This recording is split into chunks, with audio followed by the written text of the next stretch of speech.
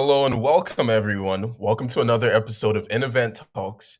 My name is Deji, for those who don't know me, and I have the special honor of being your host today. Now, if you're joining us for the first time, InEvent Talks is an original series by InEvent where we host discussions with industry experts as well as thought leaders across a number of fields and disciplines. One day it could be a talk on mental health and the tools needed to navigate it.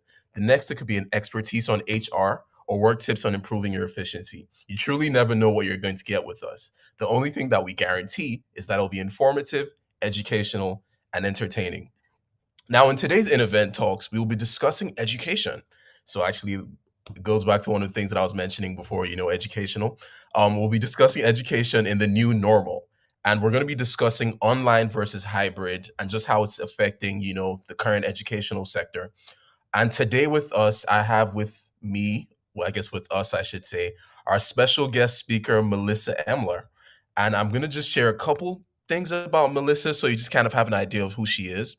Melissa is one of the owners of Modern Learners, an online network dedicated to serving school leaders and educators to change the way they teach and to facilitate learning for the future.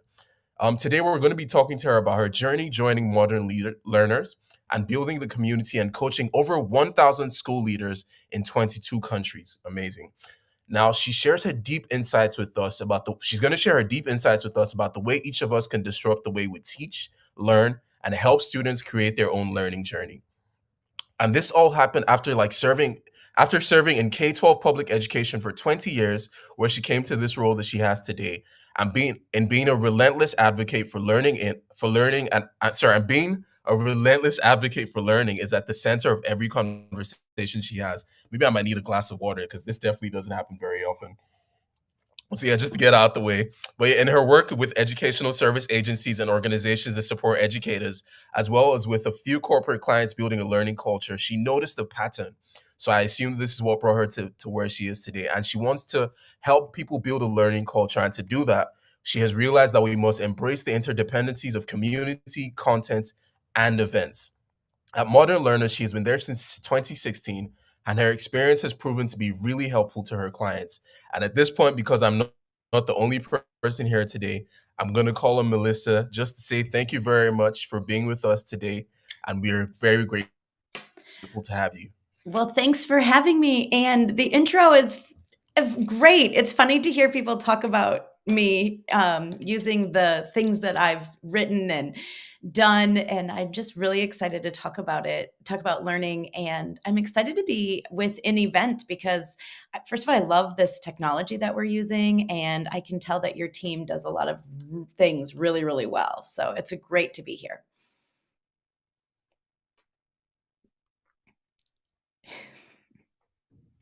And you know what? I can improvise for a second because he just froze up, but we're all good.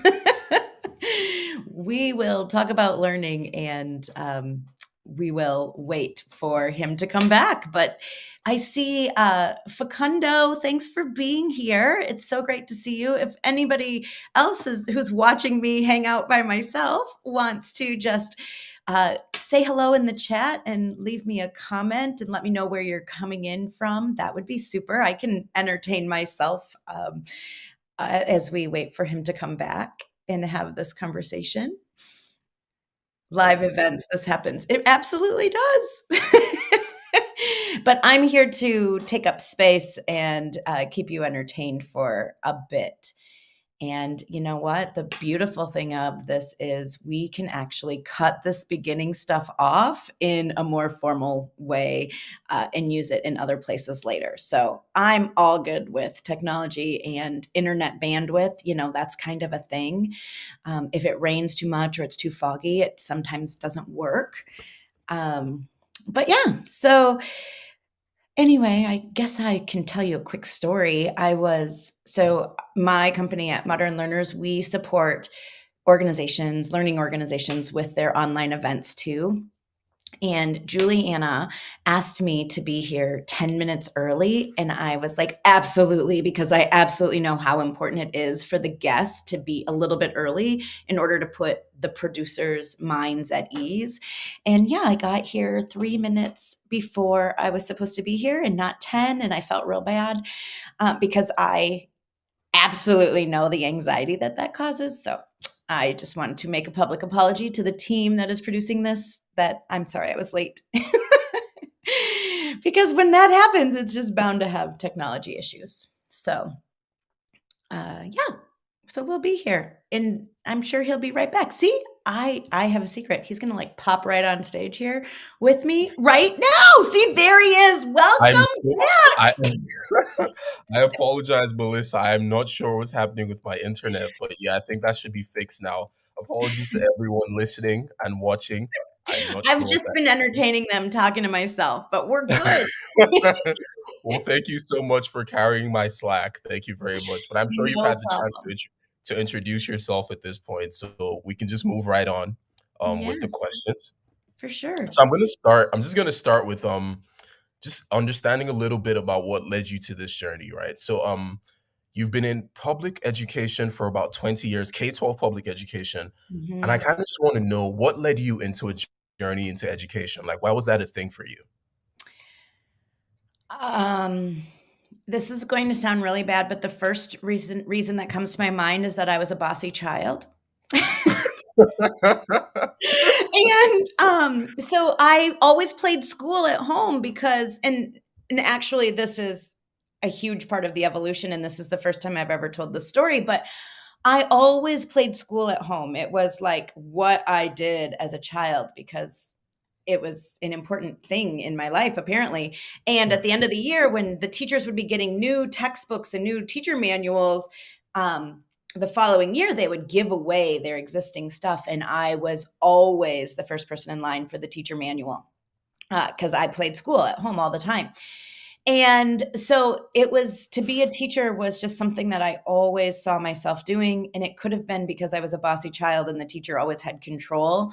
Um, so that could potentially be it. But as I've journeyed through education, I realized that the best teachers actually relinquish control and inspire inquiry and questioning and learner agency. Mm, When they relinquish that control is when they have the most success. So I'm actually on a journey now to sort of let go of the control in the field of education and learning. interesting.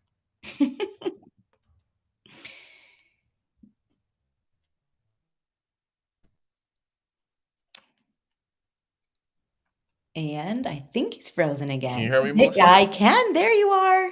Yes, I hear you. Yeah, the yeah, the network is just doing a couple crazy things. But I'm Yeah. curious, so just speaking about control, are there any specific, I guess, experiences that you can point to that just sort of made you feel like relinquishing control was going to be important?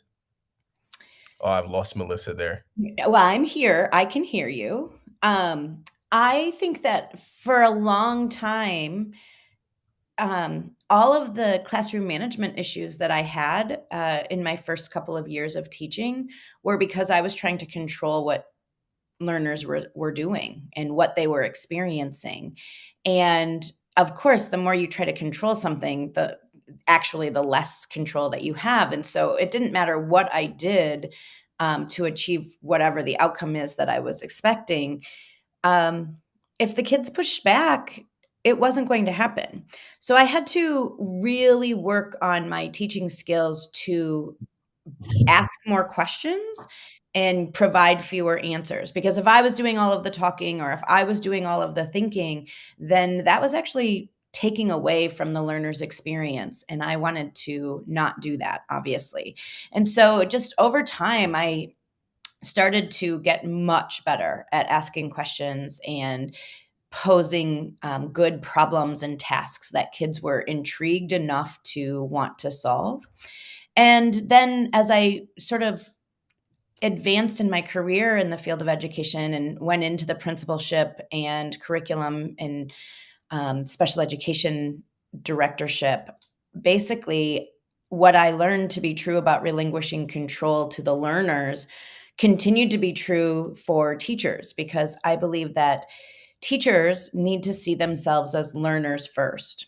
And so again, my goal to ask them more questions and give them more inquiry tasks helped in actually teachers seeing themselves as learners and actually digging deeper into the work. I often say, I'm not asking you to change, I'm asking you to learn. And as a person in educational leadership, that has proven to be a mantra that people really resonate with, because lots of people don't like to change, and the world is changing. Education is absolutely changing. But if you invite people to learn, then the change will inevitably happen when they recognize the need for it.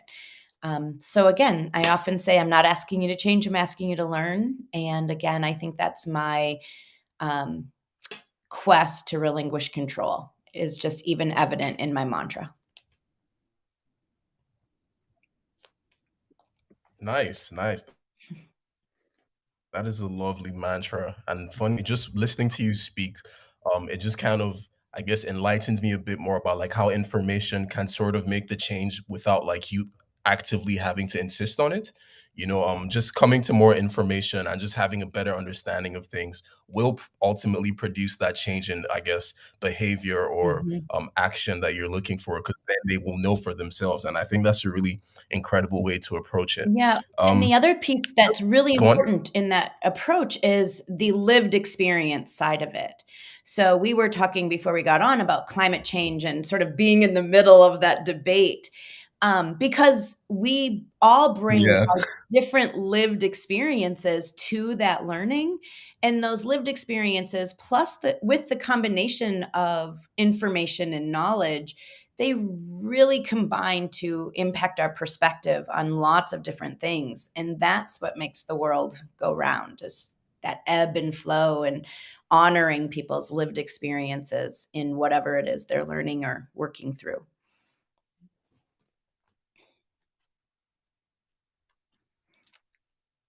And his internet will catch up to us again soon.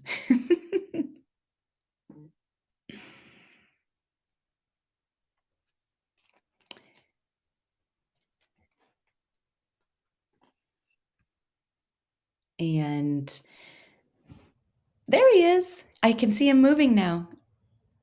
He's back.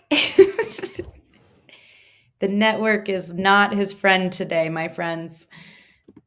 There he is. I can hear him on the keyboard too, but maybe he can't hear me. We will see.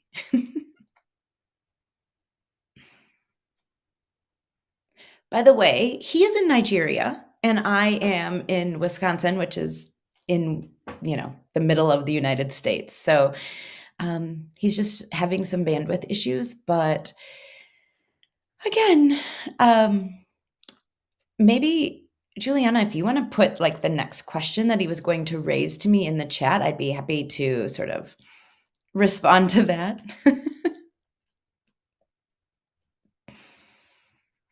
I love to talk about learning.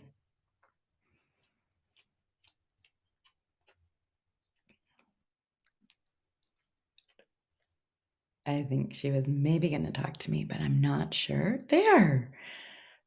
Hello, Facundo. Hi, Melissa. Hello. We're improvising here until we got Deji on stage, so we can keep the conversation on the meantime. Okay. So yeah, let's go. We got him again, but as you were mentioned, the connection was not very good for him on Yes. his city, maybe. So yeah, let's continue with the conversation. That'd be great. So, yeah. So where So, are you in the world? I would love I'm in Buenos Aires, actually, in Argentina. fantastic. Okay, so I can see that she's back, so he can probably join us on stage too.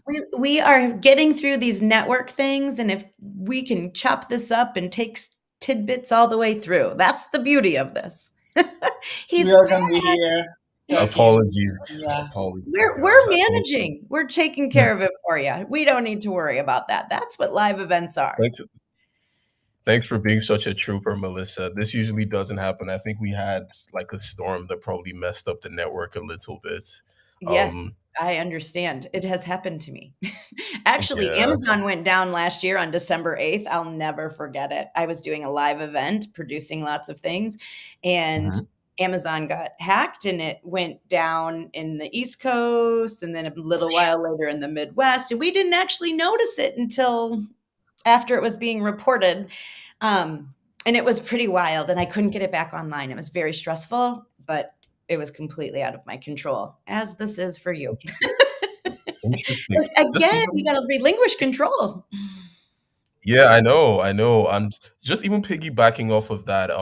So thinking about like the online sphere and like how it affects education, are these some of the Mhm. issues that you encounter as far as like connectivity issues, maybe even issues with on your student sides, for example, your learner side, that just kind of affect the smoothness, I guess, of the process or like even the communication that occurs. Well, absolutely. And it's so multifaceted. So, when COVID happened, I happened to have been one of the educators who probably, had I had my own classroom, thrived in an environment like that because I had been using several different learning management systems in order to communicate with learners and collect, share learning opportunities and collect student work and things like that. But I think what got messy during the um, pandemic was, again, it got messy because people were trying to control things that they couldn't control. And that was evidenced in the fact that Zoom school became a thing. We thought we could just take what happened in our classrooms and Zoom it to our kids. And the same thing would happen when they were at home in their bedrooms or closets or who knows where, when they were Yeah, trying to share their living space and their internet with three, four siblings and parents at home working. And school people really still thought that it would be a good, effective idea to do asynchronous online Zoom school learning. It crazy. probably just didn't work Yeah, because of internet and bandwidth issues. It also didn't work because there's this thing that was dubbed as Zoom fatigue, right? So, Zoom as a brand, they're getting lots of recognition. Zoom is just the brand. It's like Kleenex, right? Everybody understands it now, but it's really yeah, just video conferencing. There's a piece of fatigue in there that we didn't account for as adults trying to facilitate learning.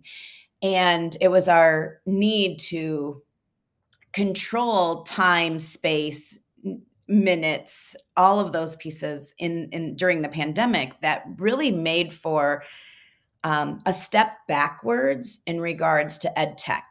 So interesting. it should have been a time where ed tech flourished, but actually ed tech really took a step back because the focus of the tools that started to be created went back to being tools that actually strive for more control over Mm, a learning experience. And yeah, again, I didn't know that this was going to become a theme to talk I about love it. control and I love compliance. Um, it. but that is essentially one of the very well, it's at the center of all education, and usually in a school system, there's a lot of control and compliance measures that are absolutely unconnected to learning.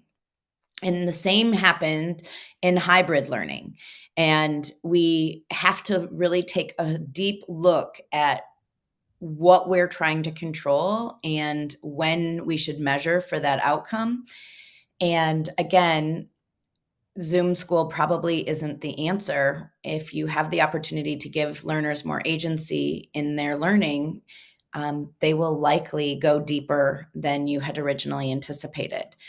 Yeah, Um, it's a thing. So the other thing is when you're thinking about purchasing educational technology or any learning technologies, you really have to identify if you're purchasing a learning technology or a teaching technology.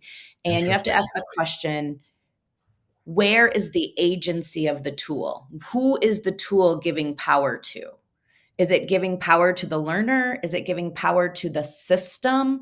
Or is it giving power to the teacher? And so in hybrid learning environments, when you look at a learning management system, depending on which learning management system you go with, there are district benefits to having a district or a system-wide learning management tool. There are also learner benefits to having a learning management tool because of the ease of use and ability to navigate. And it also makes things easier for the teacher. So in the case of a learning management system, there is agency for all of the different levels in schools. But when you're thinking about an app that sits on top of Zoom that will measure how many times the pupils hit the webcam or how many minutes they spent in Zoom. Anytime you're trying to measure a behavior or something like that in learning, you're really shifting the agency to the teacher and Hmm. giving more control to the teacher, which means we're focused on teaching, not learning. And so Yeah. that's a void. Yeah, fair enough. That's a power imbalance that I've never considered ever. I think obviously being in education pre-COVID and I guess pandemic measures, it just wasn't something that you would ever consider. But that's such an interesting and viewpoint and very enlightening and insightful. So I'm just gonna pivot slightly away because I Mhm. kind of want to hear a bit more about like the good sides of education Mhm. as well, I guess, especially in this era. So my next question then would be, what is the most beautiful thing that has happened to you working in education? So what is one of those things that or even just it could be a group of things that you look on and just really warms your heart? Because I know that being in education, there's the potential for a lot of that to happen. Yeah, so I was an English teacher and then I became a special education teacher. And as a special education teacher, I had several students who taught me more about learning than I ever knew before Mm, I had met them. And the most beautiful thing is when you believe all learners can learn and you do whatever you can to remove the barriers and they thrive. I once mm, had a student who, because of a reading disability, was listening To Kill a Mockingbird in an audio version while he was doing pre-calculus. Um, and it is the way his brain works that and I tried to control that situation and I tried to say, "Now, do you think this is a good idea? Like, I don't think you can do both of those things at the same time." My brain certainly wouldn't do it, my brain wouldn't do pre-calc to start with. It certainly wouldn't do pre-calc while listening To Kill a Mockingbird. absolutely. And he proved me wrong. He did very well on the discussion for To Kill a Mockingbird, and he Wow. managed to get through pre-calc with very little challenge. So Wow. I think that learners have way more assets and abilities than we ever give them credit for. Yeah. And seeing that come alive is the whole reason I do all of the work that I do. That is lovely. That is lovely. And in line with control as well, one of the things that I think that just keeps coming up in this conversation is challenging your biases. It just feels Mhm. like as an educator, Yes.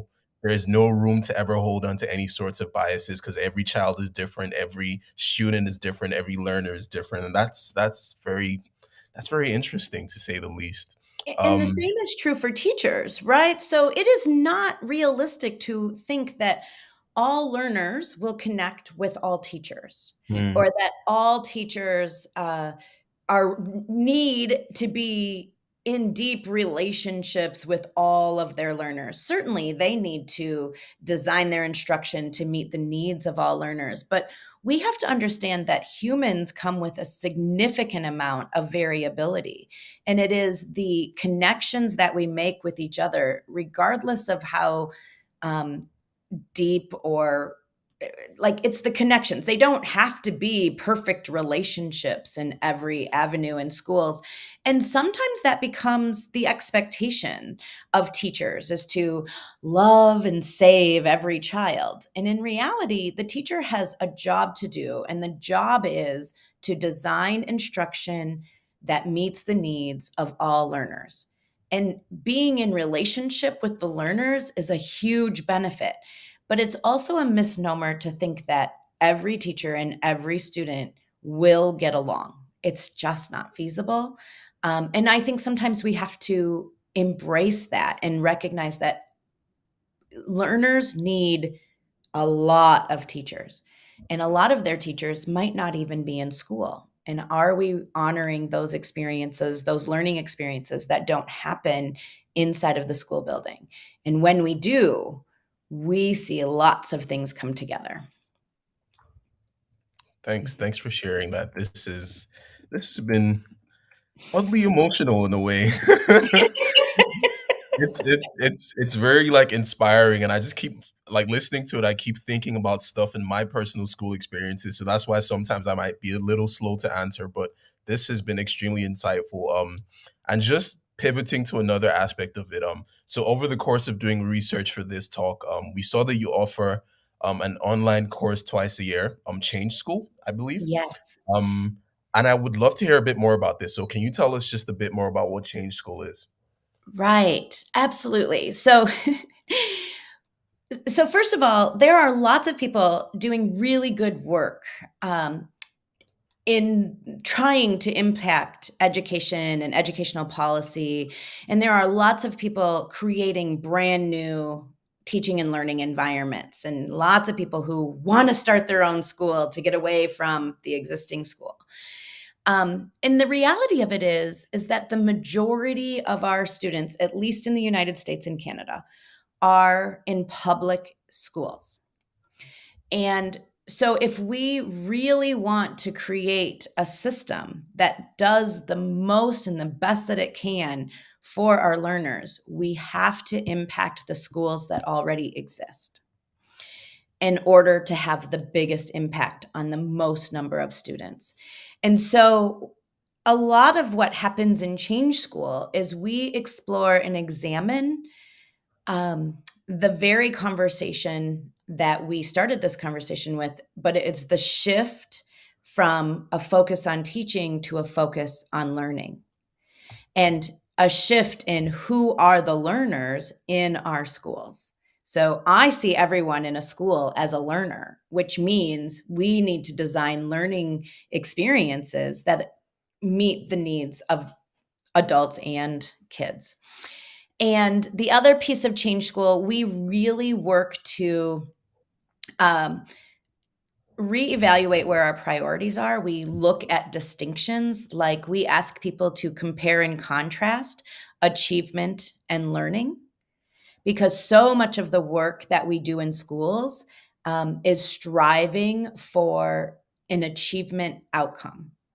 And achievement is a very point in time measurement, but learning is ongoing and there's no end, and there's not necessarily a point to be measured for learning.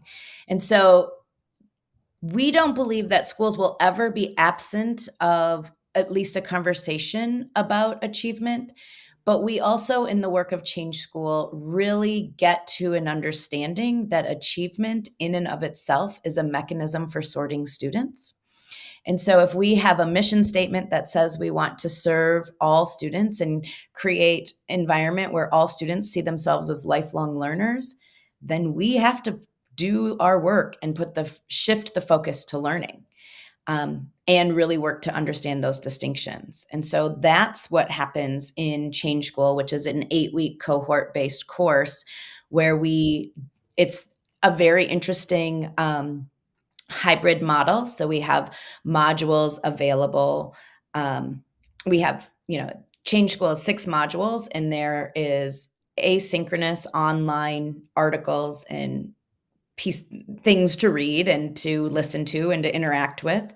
And then we gather once a week in a virtual video conference, and we connect and have conversations around the key anchoring ideas in the text and media that we shared throughout the module.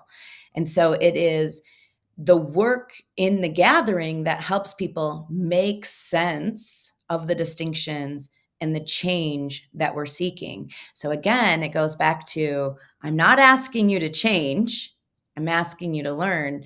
And that is essentially the work of Change School.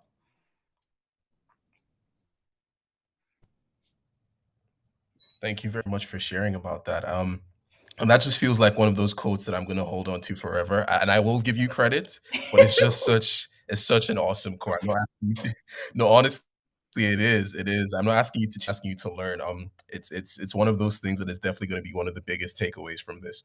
But even just listening to you speak about hybrid learning, this kind of leads me to my next question. And I'm just going to set it up first, and then I'll Mhm. ask you and see what your response is. So while the world is beginning to enjoy a sense of normality, teaching and training have been transformed forever. The days of brick and mortar only education have set, and organizations and educational institutions are exploring different avenues. Educational technology opportunities are numerous, and with so many options, it is normal to ask ourselves which is the best option. Now, even in that light, it's never been a better time to be a hybrid learner, like you said. And if you're Mhm. gearing up for a course that's not in person, you may wonder what's the difference between online learning versus hybrid learning. So online courses take place 100% online, and hybrid classes blend in-person and online learning. These two educational formats might be similar, but we'd like to go a bit more in depth. Having said that, Melissa, what are the benefits of hybrid over online learning, and how can you choose which is right for you? Well, I think learning is social. That is the biggest difference. And online learning, when designed well and in an appropriate tool, you can have some social interaction um, in discussion feeds and things like that that we're very familiar with. Although I will point out that writing is often a barrier to communicating for many to communicating what they've learned. Interesting. And, so it really limits the action, unless it's very well designed. It has a bend towards ableism, and if you are able to learn online, then it might be a great piece, but there are so many people with a variety of learning disabilities that online learning becomes a challenge because it's very heavily text-based. Many people are getting better at adding audio and video into those pieces. But again, it's a matter of speed, right? Like those of us who are very able readers can read through content really quickly as compared to watching a significantly lengthy video. The hybrid learning opportunity where you have some online and some in person together gives you the opportunity to manage the time that you invest to learn something. And people don't recognize this, but so much time can be saved by having conversation and connecting around concepts with other people.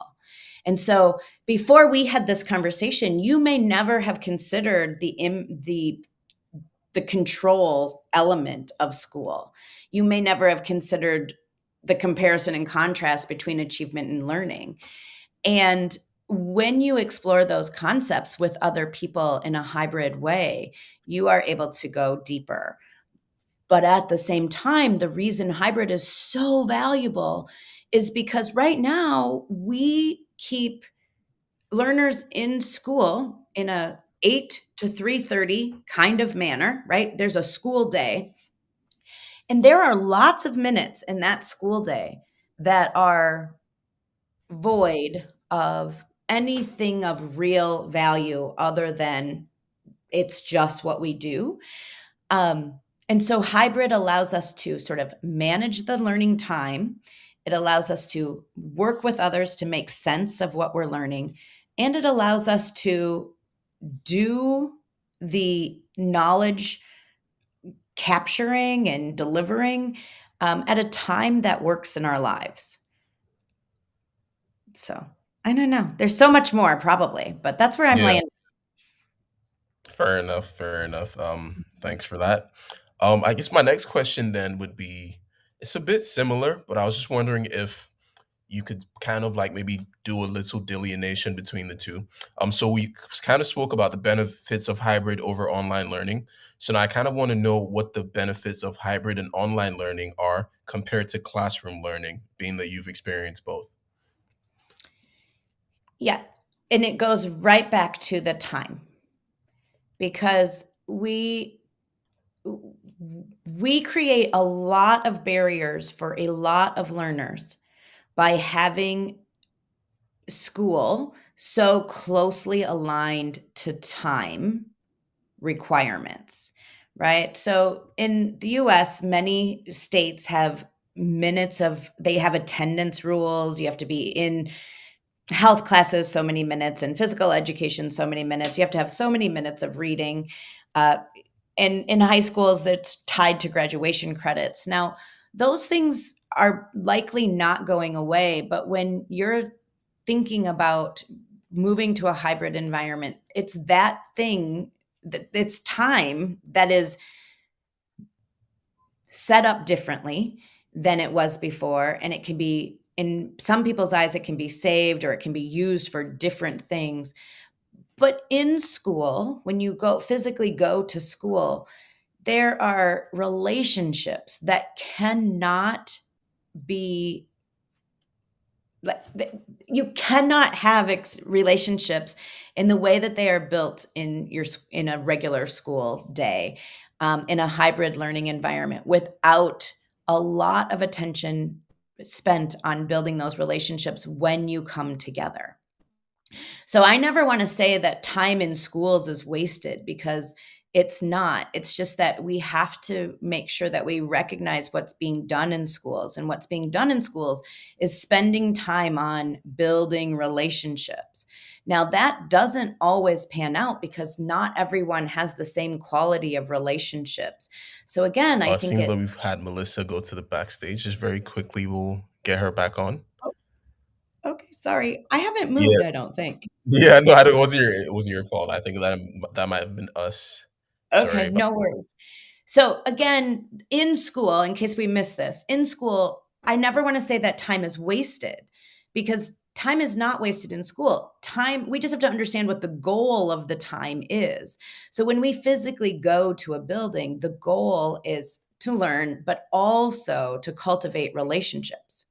And as long as you have those healthy relationships in that school, there's a reason to be there. I like hybrid learning because it gives us better management of the clock, and it allows us to spend more time purposefully building those relationships around the concepts that we're learning about. Thank you. Thank you very much for that. Hopefully Mhm. this thing doesn't have we don't have too many more issues completing this and we can just, No sail on worries. through. Yeah. Um, so one of the questions that I was gonna ask, just piggybacking um off of the off of the other question that you answered. So in your job, you help people build strong learning organizations by designing and executing online and hybrid events and creating strong communities. So that was something that you stressed about education and learning just being very social. So building strong communities wrapped around the event. So that kind of makes me want to ask, what role do events play in the learning process? So I have a good friend in the field of education. His name is Gary Stager, and he's spoken all over the world. And my favorite quote that he says is, teachers need to inspire kids to learn about things they didn't know they loved. Hmm. And so, events, I believe, even in the field of education and so the events that I typically work with are learning events. I'm not necessarily talking about a concert or a theatrical performance or anything like that. I'm speaking specifically about learning events. And I believe that they're there to inspire people to want to know more about things they didn't know they wanted to know more about. That makes sense. And so our goal is then to recruit people to the learning and retain them in the learning. And as long as the content is there to deepen the learning or inspire the learning, the event will do exactly what you want it to do. That clarifies that for me. Thank you. And also just even the learning events, because I was wondering if I wasn't thinking concert, but I was just wondering what types of events would inspire learning in that way. But I guess following up on that, how can we guarantee that the learning continues long after the events? Could you possibly give us some tips? Yeah, well, that's a really good question. Because lots of people have equated events with community. Like if you have an event, then you have a community. And I don't necessarily believe that to be true. Um, but I think that the learning after the event, the learning can take on a path of its own. You may have inspired somebody that shares what they've learned, and it sparks an entire conversation and subsequent events and subsequent learning opportunities that never really make its way back to the initial event for many, many people. Um, but to ensure that it keeps going is really to just make sure that you inspire people to want to know more about things they didn't know they wanted to know more about. And that means you have to be really intentional about the experience at the event. And lots of times we just think we're just going to pop in and have a conversation, but the amount of intention that your team put into even this conversation was significant. And because everything about it is intentional, the the technical issues that we may have experienced are just a blip in the wind. The Yeah. content is still here and it is still valuable. And people who are watching or watch the replay will take that with them. And where it lands, we may not ever know, but we have to be confident in knowing that our goal is to inspire people to want to learn more. And if we do that, they will. Yeah. Okay. So just essentially trusting in the process that you've created. Oh, that's a great word. Trust. You can't control it. You have Hmm. to trust it. Hmm. These are, and as much as this is a conversation about education, these are honestly just incredible nuggets for life. Especially about relinquishing control. That is definitely one that has really stuck with me, and I'm just making notes this entire time, trying to take note of everything that you've said. Um, so I guess my next question, just following on that now, is, what do you think users really want from the hybrid environments of the future? I am dying to know the answer to this question. I can honestly say I don't know. There's so much talk about the metaverse, and there's so much talk about, um, yeah, I'm not even sure. But what I think that they want from the events of the future is connection to people and humans, and they want to be inspired. They Mhm. want events to bring them joy. And I think that sometimes we have to be really, we have to go against what we typically want to do, because when we bring people together for events, hybrid or online or in person, when we bring people to events, those of us that are designing the events feel like we have this limited amount of time and we have to give them everything they need all at once. And we become this fire hose of content. And that doesn't bring a lot of joy. That Yeah. brings a lot of heaviness and overwhelm. And so I didn't know I was going to say this, but I think that events need spaciousness. They need time. They need an ease. And the goal isn't to like fire hose all the content out. The goal is to inspire people to want to learn more. And that is then the work is to help them plan how they will learn more. So the goal of the event is to bring people together, inspire them to learn more, and support them in knowing what their next learning step is. And I think that's what people want, the spaciousness to be inspired and to learn. Sounds a lot like freedom as well. People would Mhm. appreciate more freedom and feel like they're being controlled less, possibly. Yes. So the word in education that we've been using is agency. Agency, that's a lovely word. They want more agency to make decisions for themselves about the experience. And it's okay that it's in a container, that the experience exists in a container, but they want to make decisions about what happens in the container so Yeah. that they can because when they leave the container, they do have all the agency in the world to do what they may with what happens inside of the container. But If it's too rigid inside of the container, the impact outside of the container is far less. Yeah. That makes sense. That makes sense. And agency, I just keep coming back to that word. And it also leads me to the next question that I was going to ask. Because alongside agency, what are some of the trends, in your opinion, that are driving the deployment of digital learning technologies? And this is going to be one of my final two questions, I promise, because I know we've taken a lot of your time. But I'm just wondering, what are some trends that you think are driving the deployment of digital learning technologies? Well, one of the trends right now is definitely that tools are being created to enhance the synchronous uh, video chatting, whatever, what we're doing here. There's lots of emphasis um, being put on creating tools to sit on top of our video conference platforms. And my caution, because I know that's a huge trend, my caution is that to those creators that are building those things, when you are thinking about all the features that you are building for teachers, what disadvantages are you creating for the learners because of the emphasis on power that you're giving to the teachers? So in giving teachers more power and control, what are you taking away from learners? And that has to be a question both in everything that's being built on top of video conferencing, but also in just ed tech in general.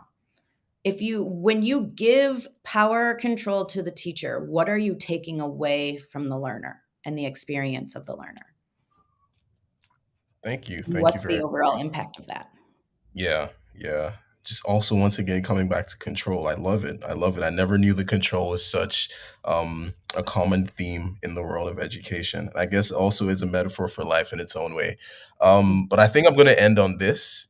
And this is a question that we typically ask just to kind of get a bit more personal and have an understanding of, the guests that we have and just pre into their lives a bit more. It's a bit of a gossipy question, but I'd love to know.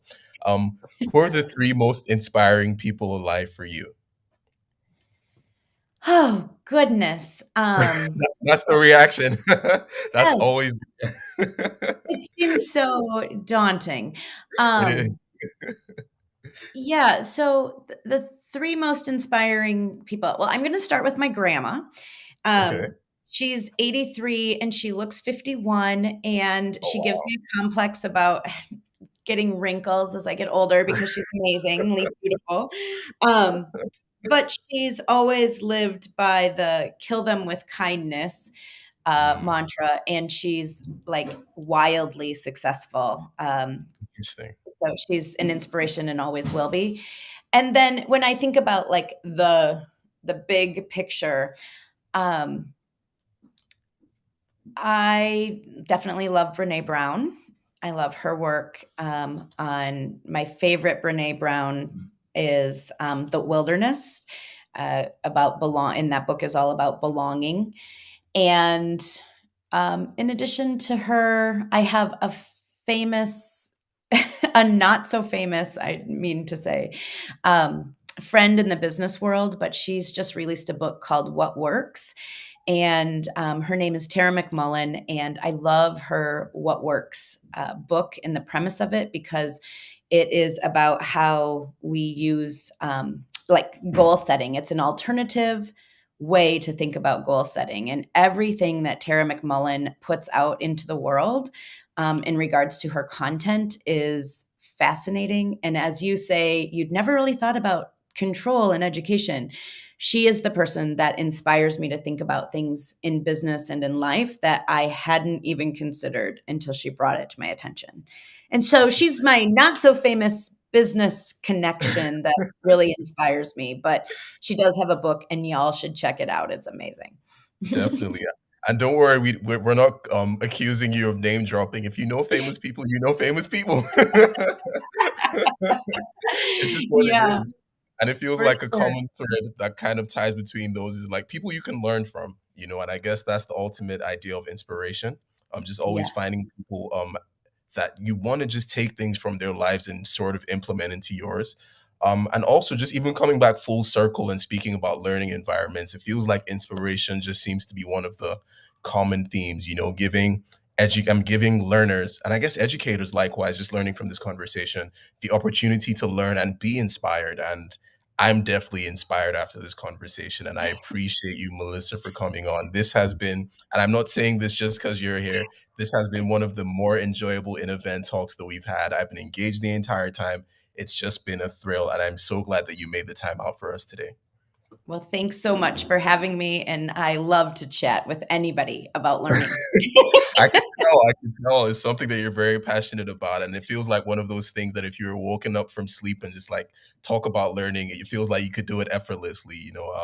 But yeah, I'm so grateful that you're here with us today, and I'm looking forward to connecting with you after this and just sort of seeing what else it is that you get up to, because I'm sure like there's just so much that I can glean from you as well.